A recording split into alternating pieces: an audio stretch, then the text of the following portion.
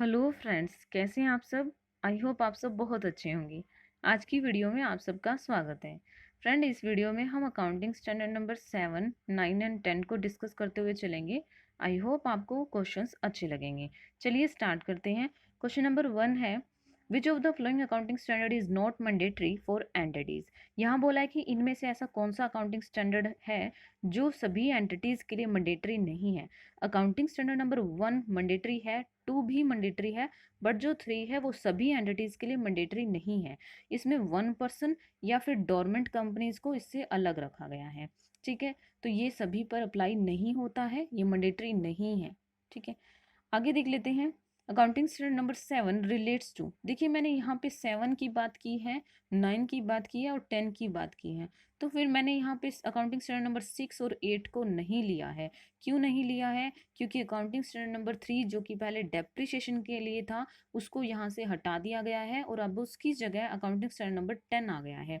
देखिए पहले 6 एंड 10 दोनों थे, अब इन दोनों को हटाकर एक इसकी जगह न्यू आ गया है अकाउंटिंग स्टैंडर्ड नंबर 10, जिसका नेम अब चेंज हो गया है। पहले था वो फिक्स्ड एसेट्स के लिए और अब आ गया है वो प्रॉपर्टी प्लांट एंड इक्विपमेंट के लिए। ठीक है, और अकाउंटिंग स्टैंडर्ड नंबर 8 भी यहाँ से हट चुका है। तो अब हम यहाँ बात कर रहे हैं 7, 9 एंड 10 की। ओके, अब देखिए अकाउंटिंग स्टैंडर्ड नंबर 7 क्या बोलता है, ये है कंस्ट्रक्शन कॉन्ट्रैक्ट्स के लिए। ठीक है, ये है कंस्ट्रक्शन कॉन्ट्रैक्ट्स के लिए। इसकी डिटेल भी आगे देखते हुए चलेंगे। विच of the flowing could be included in contract revenue. अभी देखिए ये बात करता है कि कॉन्ट्रैक्ट की जो रिवेन्यू है उसमें आप क्या इंक्लूड करते हो। देखिए जो कंस्ट्रक्शन कॉन्ट्रैक्ट है उसके अंदर क्या आता है, AS7 इसमें कंस्ट्रक्शन की रिवेन्यू एंड कॉस्ट की बात करता है। मीन्स कब आप कंस्ट्रक्शन की रिवेन्यू को रिकॉग्नाइज करोगे, कब इसकी कॉस्ट को रिकॉग्नाइज करोगे, तो ये सब लेकर के बात करता है अकाउंटिंग स्टैंडर्ड नंबर 7। तो यहाँ बात की गई है कि कॉन्ट्रैक्ट की रिवेन्यू में आप किसको इंक्लूड कर सकते हो। तो यहाँ लिखा है वेरिएशंस, इंसेंटिव्स, क्लेम और ऑल ऑफ द अबव। तो यहाँ राइट आंसर है ऑल ऑफ द अबव। देखिए वेरिएशंस क्या होता है, वेरिएशंस ये होता है कि जब कॉन्ट्रैक्टी एंड कॉन्ट्रैक्टर दो पार्टीज होती हैं और कॉन्ट्रैक्टी ने कॉन्ट्रैक्टर को कॉन्ट्रैक्ट दिया है। ठीक है, तो जो कॉन्ट्रैक्टर है वो अपना काम कर रहा था और अब कॉन्ट्रैक्टी आता है और बोलता है कि उसे जो उसने कॉन्ट्रैक्ट दिया था, लाइक मान लेते हैं यहाँ पर एक बिल्डिंग बनाने का कॉन्ट्रैक्ट दिया गया है, वो बोलता है कि उसे बिल्डिंग की एक जो वॉल है वो पसंद नहीं आई। तो वो बोलता है कि इस वॉल को आप तोड़ दो, वापस से फिर से नए डिजाइन के साथ बनाओ। तो अब जो इसकी कॉस्ट आ रही है वो कौन बियर करेगा, कॉन्ट्रैक्टर बियर करेगा और कॉन्ट्रैक्टर को उस पर रिटर्न मिलेगा। ठीक है, वो रिसीव होगा उसको। तो यहाँ पे जो वो रिसीव हो रहा है वो उसको कॉन्ट्रैक्ट की रिवेन्यू में ऐड कर लेता है। फिर आता है इंसेंटिव्स। इंसेंटिव्स क्या है, मान लीजिए कॉन्ट्रैक्टर ने काम बहुत अच्छा किया है और काम को टाइम से पहले ही रेडी कर दिया है, तो कॉन्ट्रैक्टर खुश होकर के उससे कुछ एक्स्ट्रा भी उसे रिटर्न दे सकता है, या पहले से उनके बीच में कोई इस तरह का कोई एग्रीमेंट हो सकता है कि हम, अगर आपने काम अच्छा किया और पहले कर दिया तो उस पर आपको इंसेंटिव दिए जाएंगे। तो ऐसे करके उन्हें कुछ इंसेंटिव मिल रहे होते हैं उस पर, तो वो भी कॉन्ट्रैक्ट की रिवेन्यू में ऐड कर लिए जाते हैं। उसके बाद आता है क्लेम्स। क्लेम क्या होता है कि कॉन्ट्रैक्टर ने कॉन्ट्रैक्टी को बोला था कि कुछ टाइम के बाद उसे एक ऐसा मटेरियल है जो फॉरेन से आ सकता है वो ला करके दे दे। ठीक है, बट कॉन्ट्रैक्टी ने उसमें देर कर दी, वो भूल गया या किसी भी रीजन की वजह से कॉन्ट्रैक्टर को जो लॉस हुआ वो लॉस अब कॉन्ट्रैक्टी उसे देगा। मीन्स वो क्लेम कर सकता है, कॉन्ट्रैक्टर कॉन्ट्रैक्टर ने क्लेम किया और उससे उसके लिए पैसे मिल गए हैं, तो ये जो क्लेम था ये भी वो कॉन्ट्रैक्ट की रिवेन्यू में ऐड कर लेता है। ठीक है, अब मैं एक बार फिर से रिपीट कर देती हूँ। वेरिएशन में आ सकता है कि मान लीजिए डिजाइन पसंद नहीं आया कॉन्ट्रैक्टी को, उसने उसे तुड़वा दिया, उसके बदले में वो पैसे देगा। इंसेंटिव्स, काम बहुत अच्छा हुआ, टाइम से पहले हो गया, इसके लिए वो पैसे दे देता है और एक्स्ट्रा। क्लेम्स क्या आता है कि वो जो कोई काम था कॉन्ट्रैक्टी की वजह से लेट हो गया और उसकी खर्च आई है तो वो भी वो पे कर देता है, तो वो भी कॉन्ट्रैक्ट की रिवेन्यू में कॉन्ट्रैक्टर ऐड कर लेता है। जो AS7 है वो कॉन्ट्रैक्टर के पॉइंट ऑफ व्यू से काम करता है। ठीक है, तो यहाँ पर हमारा आंसर क्या आ गया, D, all of the above. Okay, उसके बाद है कॉन्ट्रैक्ट कॉस्ट एक्सक्लूड्स। देखिए यहाँ बोला है कि कॉन्ट्रैक्ट की कॉस्ट में क्या एक्सक्लूड किया जाता है। देखिए लेबर कॉस्ट है, ये कॉन्ट्रैक्ट की कॉस्ट में ऐड होती है। इंश्योरेंस की कॉस्ट है, ये भी कॉन्ट्रैक्ट की कॉस्ट में ऐड होती है। मटेरियल की कॉस्ट है, ये भी ऐड होती है। तो इंश्योरेंस, सेलिंग कॉस्ट है, वो कॉन्ट्रैक्ट की कॉस्ट में ऐड नहीं होती है, सेलिंग कॉस्ट नहीं आती। अब देखिए मैंने यहाँ लिखे कौन कौन सी कॉन्ट्रैक्ट की कॉस्ट में ऐड नहीं की जाती हैं, बिल्कुल ध्यान से देख लीजिएगा। सेलिंग की कॉस्ट है वो आप कॉन्ट्रैक्ट की कॉस्ट में नहीं डालते। रिसर्च एंड डेवलपमेंट की कॉस्ट है वो भी नहीं डालते। और यहाँ पे आता है जनरल एडमिनिस्ट्रेशन कॉस्ट, लेकिन सभी के सभी नहीं। कौन से वाले एडमिनिस्ट्रेशन कॉस्ट? जिसका कंपनसेशन नहीं मेंशन है कॉन्ट्रैक्ट में, ठीक है, वही आएंगे यहाँ पर एडमिनिस्ट्रेशन कॉस्ट, वो एक्सक्लूड रहेंगे कॉन्ट्रैक्ट की कॉस्ट से। फिर आता है डेप्रिसिएशन, ये भी एक्सक्लूड रखा गया है कॉन्ट्रैक्ट की कॉस्ट से। तो यहाँ हमारा आंसर है सेलिंग कॉस्ट, ठीक है। उसके बाद पूछा है कि कॉन्ट्रैक्ट की कॉस्ट में इंक्लूड क्या होता है। अभी देखा डेप्रिसिएशन इंक्लूड नहीं होता, सेलिंग कॉस्ट भी इंक्लूड नहीं होता, रिसर्च एंड डेवलपमेंट भी इंक्लूड नहीं होता, तो होता क्या इंक्लूड? Construction overhead. देखिए अब यहाँ नीचे दिया है मैंने कौन कौन से इंक्लूड होते हैं।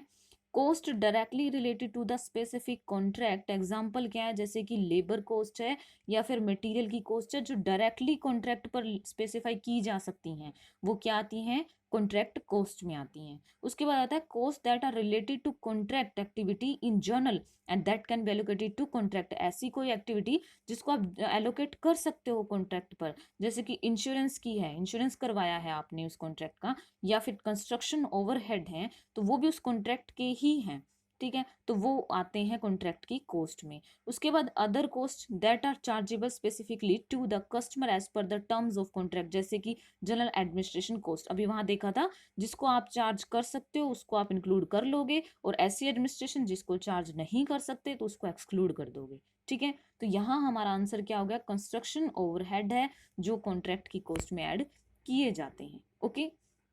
आगे देख लेते हैं, the stage of completion of a contract में बी डिटरमाइंड थ्रू। देखिए कॉन्ट्रैक्ट में क्या होता है, ऐसा नहीं है कि कॉन्ट्रैक्ट जब कंप्लीट होगा तभी आप उसकी कॉस्ट या रिवेन्यू को डिटरमाइन कर सकते हो। कॉन्ट्रैक्ट को हो सकता है 4 और 5 ईयर लग जाए, तो इसका मतलब ये नहीं है कि हम उसको पहले मेजर नहीं कर सकते या चेक नहीं कर सकते कि हमें कितनी रिवेन्यू हो रही है या कॉस्ट आ रही है। इसको आप हर साल चेक कर सकते हो, लेकिन हर साल कैसे चेक कर सकते हैं? स्टेज ऑफ कंप्लीशन के बेस पर, कि कितनी हमारा कॉन्ट्रैक्ट कंप्लीट हो गया है, उस बेस पर आप उसको मेजर करके लिख सकते हो कि कितनी उसकी रिवेन्यू आ रही है या उसकी कितनी कॉस्ट आ रही है, ठीक है। तो अब देखिए यहाँ पे बोला है कि कैसे डिटरमाइन की जा सकती है। फर्स्ट नंबर पे है the proportion of contract cost incurred, हम कॉस्ट जो हमारी इंकर हो चुकी है उसके प्रोपोर्शन के बेस पर भी ये चेक कर सकते हैं कि हमारा कितना काम हो चुका है, ठीक है, या कितनी कॉस्ट आई है। देखिए कैसे, मान लीजिए कॉन्ट्रैक्ट है जिसकी कॉस्ट है 10 लाख की, ठीक है, और अब हम ये देख रहे हैं कि 5 लाख का हमारा काम हो चुका है, मीन्स 5 लाख कॉन्ट्रैक्ट की कॉस्ट पे कॉस्ट लग चुकी है कॉन्ट्रैक्ट पर, ठीक है। तो अब यहाँ पूछा जाए कि आपका कितना काम कंप्लीट हो चुका है, तो हम यहाँ बोलेंगे कि 5 लाख कंप्लीट हो चुका है, टोटल कितना था? 10 लाख। तो आप बोल सकते हो कि 50% जो है आपका काम कंप्लीट हो चुका है यहाँ पर, ठीक है। यहाँ से हमने चेक कर लिया कॉन्ट्रैक्ट की कॉस्ट के बेस पर कि 5 लाख कॉस्ट लगी है, तो उसकी बेस पर हम बोल सकते हैं 50% का काम कंप्लीट हो चुका है। अब आता है सर्वेज। सर्वेज में क्या आता है, यहाँ पर इन्विजिलेटर आता है और वो सर्वे करके बताता है कि कितना काम हो चुका है। बिल्कुल सिंपल बात है, सर्वे करके बता दिया जाता है कि कितना काम कंप्लीट हो चुका है। नेक्स्ट वन आता है कंप्लीशन ऑफ फिजिकल पोर्शन। यहाँ पे तो कॉन्ट्रैक्ट कॉस्ट के बेस पर चेक कर लिया, यहाँ पर फिजिकल प्रोपोर्शन, जैसे मान लीजिए 10 फ्लोर बनाने थे किसी बिल्डिंग के, उसमें से 2 फ्लोर बन चुके हैं। अब फ्लोर मीन्स उसकी फिजिकल एग्जिस्टेंस के बेस पर देखेंगे, 2 फ्लोर बन चुके हैं, टोटल बनने कितने थे? 10। तो अगर अब हम यहाँ से चेक करें तो कितना काम हो चुका है? 20% हमारा काम यहाँ पर हो चुका है। तो यहाँ पे हमने फिजिकल प्रोपोर्शन के बेस पर चेक कर लिया है। तो ये सब मेथड हो सकते हैं, इनसे हम चेक कर सकते हैं कि कितना काम कंप्लीट हो चुका है। तो यहाँ से हमारा आंसर हो गया all of the above. Clear. Next आता है हमारा अकाउंटिंग स्टैंडर्ड नंबर 9, जो किससे रिलेट करता है? रिवेन्यू रिकॉग्निशन से। ये बताता है कि आपको कब रिवेन्यू को रिवेन्यू मानना है और कब नहीं मानना, ठीक है। लेकिन यहाँ पर ये बात ध्यान रखेंगे कि अनसर्टेनिटी को दूर रखता है ये। जहां पर भी आपको रिवेन्यू में थोड़ी सी भी अनसर्टेनिटी लगी कि वो आपको रिवेन्यू अर्न नहीं होगी किसी भी रीजन से या रिसीव नहीं होगी, तो आप उसको अकाउंटिंग स्टैंडर्ड 9 से बाहर रखते हो, ठीक है। तो ये डील करता है रिवेन्यू रिकॉग्निशन से। देखिए accounting standard number deals with, किससे डील करता है? देखिए रिवेन्यू तो हमें ये सभी लग रही है कि सभी से रिवेन्यू हो रही है, रिवेन्यू कंस्ट्रक्शन कॉन्ट्रैक्ट से हो रही है, रिवेन्यू हायर परचेज और लीज एग्रीमेंट से हो रही है, सेल ऑफ गुड्स से हो रही है, revenue of insurance companies arising from insurance contract, ये सब रिवेन्यू है। लेकिन अकाउंटिंग स्टैंडर्ड नंबर इन सब रिवेन्यूज को कंसीडर नहीं करता, ये सेल ऑफ गुड्स की यहाँ पर जो ऑप्शन है उसमें से सेल ऑफ गुड्स को ये रिकॉग्नाइज करता है, डील करता है। देखिए यहाँ पर बताया है मैंने, इस स्टैंडर्ड में हम सेल ऑफ गुड्स को लेते हैं, रेंडरिंग ऑफ सर्विसेज को लेते हैं, लाइक जैसे कोचिंग इंस्टीट्यूट्स हैं, अगर वो अपनी सर्विस दे रहे हैं तो उसके बदले में वो रिवेन्यू अर्न कर रहे हैं, तो वो उसको भी इंक्लूड किया जाता है। देखिए सेल ऑफ गुड्स में क्या आता है कि इसके अंदर आपने गुड्स के लिए आपने इनवॉइस कट किया कर दिया हो, डिलीवरी भी कर दी हो, और साथ में आपको ये सर्टेन हो कि पैसे मिल जाएंगे, तभी आप सेल ऑफ गुड्स को कंसिडर करते हो एज अ रिवेन्यू। ठीक है, जैसे एग्जांपल लेते हैं कि एक कुरियर है जिसमें आपकी कुरियर कंपनी है और आपको वहां पर एक ऑर्डर मिला है, लाइक फोन का ही मिला है, फोन को आपको पहुंचाना है कस्टमर तक। तो फोन के लिए जब ऑर्डर मिला तब आपको रिवेन्यू नहीं मानना, आपने उसको डिलीवर कर दिया तब भी रिवेन्यू नहीं मानना, लेकिन जब आपको उसके बदले में कैश मिल जाएगा या फिर आपको ये सर्टेन हो कि आपको पेमेंट हो जाएगी, जब आपने कस्टमर के डोर तक उसको पहुंचाया और आपको ये कंफर्म है कि अब आपको डिलीवरी मिल ही जाएगी, तब आप उसको रिवेन्यू कंसिडर कर सकते हैं। ठीक है, तो ऐसा रहता है सेल ऑफ गुड्स में। और रेंडरिंग ऑफ सर्विसेज में आता है, इसमें जितना आपका सर्विसेज रेंडर हो चुकी हैं उस बेस पर, प्रोपोर्शन के बेस पर भी और होली भी आप इसको कंसिडर कर सकते हो रिवेन्यू। और एक बात आती है, इसमें भी अनसर्टेनिटी नहीं होनी चाहिए किसी भी तरह की। ठीक है, आपको कंफर्म होना चाहिए कि आपको पैसे मिल जाएंगे। ठीक है, फिर आता है use of business entities resources. Business entities के रिसोर्सेज का यूज होता है, उसके बदले में आपको इंटरेस्ट मिलता है, या रॉयल्टी मिलती है, या डिविडेंड मिलता है। ये तीनों चीजें इसके अंदर आती हैं। ठीक है, तो ध्यान से देख लेंगे, सेल ऑफ गुड्स आती हैं, रेंटिंग ऑफ सर्विसेज आती हैं, इंटरेस्ट, रॉयल्टी एंड डिविडेंड ये इंक्लूड किया जाता है रेवेन्यू रिकॉग्निशन के टाइम पर। ठीक है, AS7 इनको इंक्लूड करता है। ओके, आगे देख लेते हैं AS9। AS9 does not deal with which of the flowing. AS9 है वो किससे डील नहीं करता है। देखिए अभी देखा, सेल ऑफ गुड से डील करता है, रेंडरिंग ऑफ सर्विसेज से करता है, और डिविडेंड भी इसमें आता है, बट ये इंश्योरेंस के कॉन्ट्रैक्ट से डील नहीं करता है। ठीक है, उसके बाद आता है this accounting standard does not deal. बताया है यहाँ पे मैंने कि किन किन से डील नहीं करता है। कंस्ट्रक्शन के कॉन्ट्रैक्ट इसमें नहीं आएंगे, लीज एग्रीमेंट इसमें नहीं आएंगे, government grant and other such subsidies इसमें नहीं आएंगी, इंश्योरेंस कॉन्ट्रैक्ट इसमें नहीं आएंगे। ठीक है, AS9 इनसे डील नहीं करता है। उसके बाद आता है AS9 revenue recognition requires that revenue from dividend be recognize. देखिए अभी मैंने यहाँ डिविडेंड की बात की थी कि डिविडेंड से जो रिवेन्यू होगी उसको आप रिकॉग्नाइज करोगे, लेकिन कब रिकॉग्नाइज करोगे।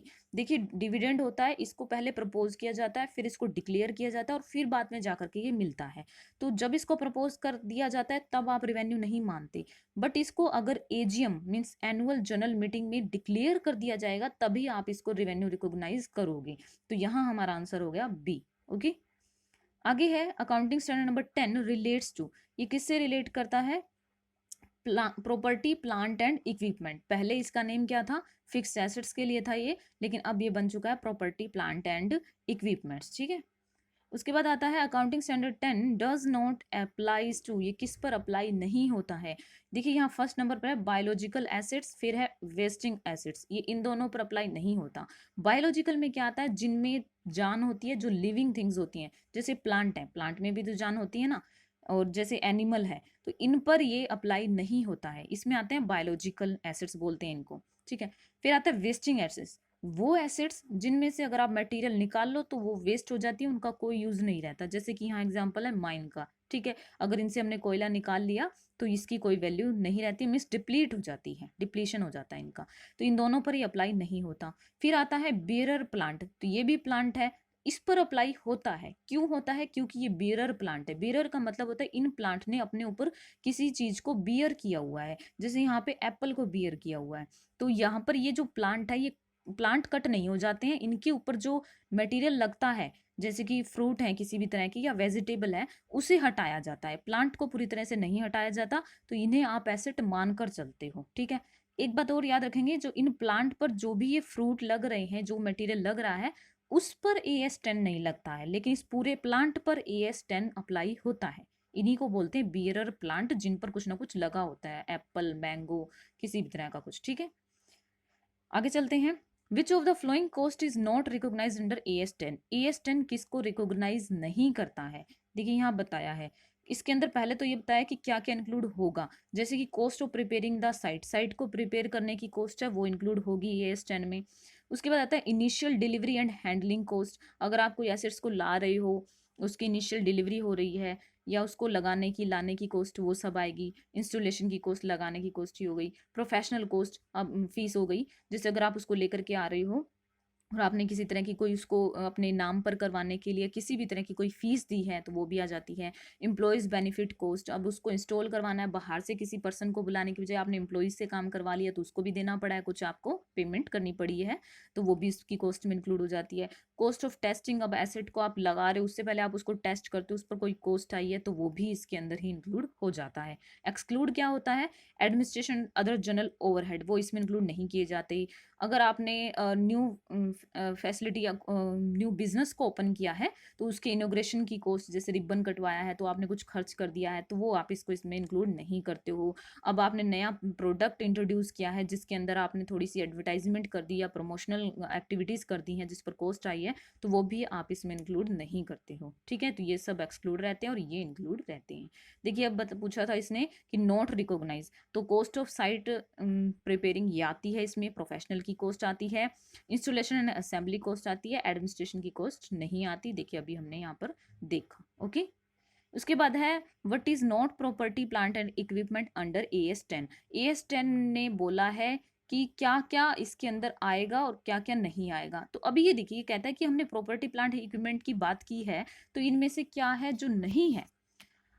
AS10 टेंजिबल एसेट्स को कंसिडर करता है, ये याद रखेंगे हम। तो टेंजिबल आइटम्स आती हैं AS10 में। इंटेंजिबल एसेट्स के लिए अलग से अकाउंटिंग स्टैंडर्ड है, इसलिए AS10 ओनली टेंजिबल पर लगाया गया है। फिर आता है वो एसेट्स हैं held for use in production of goods and services, जैसे मशीनरी को खरीदा है हमने तो वो यूज होगी, गुड्स एंड सर्विसेज को प्रोड्यूस करने में हमारी हेल्प कर रही है वो। ठीक है, तो मशीनरी हेल्प करती है तो वो उसको आप एसेट बोलते हो। हेल्ड फॉर रेंटल पर्पज, अगर आपके पास कोई एसेट है जिसको आप खुद यूज नहीं कर रहे हो बट आप उसको रेंट पर दे करके उससे पैसा कमा रहे हो तो वो भी आपकी एसेट हो सकती है। ठीक है, हेल्ड फॉर एडमिनिस्ट्रेटिव पर्पज, अब आपके ऑफिस में फर्नीचर पड़ा है जिस पर आप बैठते हो फिर उठ करके अपना कोई काम करते हो तो ये उसको आप अपनी एसेट ही तो मानोगे ना, तो वो भी आपके एडमिनिस्ट्रेटिव पर्पज के लिए है एसेट, तो वो भी आप AS10 में डालते हो। फिर आता है expected not use for more than 12 months, अब कह रहा है कि ऐसी एसेट जिसको आप 12 मंथ से कम के लिए यूज कर रहे हो तो वो आपकी AS10 में आएगी, ये गलत है। तो यहाँ पर हमारा आंसर यहाँ पर ई हो गया। देखिए मैंने यहाँ लिखा भी है वो वाली assets are held for use in production और सप्लाई ऑफ गुड्स और सर्विसेज, वो आएंगी। रेंटल टू अदर्स वो भी इसमें इंक्लूड हो जाएंगी। एडमिनिस्ट्रेटिव पर्पज के लिए वो भी इसमें इंक्लूड हो जाएंगी। और क्या आएगी, are expected to be use during more than period of 12 month, इसमें 12 महीने से ज़्यादा के टाइम के लिए वो एसेट आपके पास होनी चाहिए। ठीक है, तभी आप उसको टेंजिबल आइटम्स भी मानते हो और तभी उसको आप AS10 में इंक्लूड करते हो। ओके, चलिए फ्रेंड आज के लिए इतना ही, आगे मिलते हैं नई वीडियो के साथ कुछ अच्छे कंसेप्ट्स के साथ। आई होप ये वीडियो आपको अच्छी लगी होगी और अच्छी लगती है तो प्लीज़ आप इसे शेयर भी करिए और कमेंट भी करिए। Thank you friends, thank for being here, thank you.